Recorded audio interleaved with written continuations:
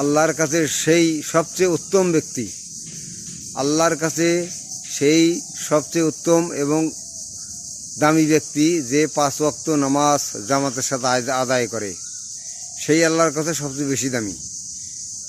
5 ওয়াক্ত নামাজ যে জামাতের সাথে আদায় করে আল্লাহর কাছে সেই সবচেয়ে উত্তম ব্যক্তি এবং দামি মানুষ সেই।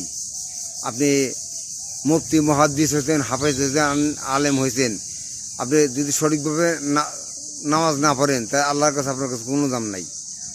আল্লাহর পাকের কাছে আপনার কাছে কোনো দাম নাই। আল্লাহর কাছে উত্তম ব্যক্তি সেই যে 5 ওয়াক্ত আউয়াল ওয়াক্তে 5 ওয়াক্ত যে আউয়াল ওয়াক্তে যে নামাজটা আদায় করে সেই হলো আল্লাহর কাছে সবচেয়ে বেশি দামি এবং আল্লাহর কাছে মনোনীত ব্যক্তি সেই যে 5 ওয়াক্ত নামাজ জামাতের সাথে আদায় করে।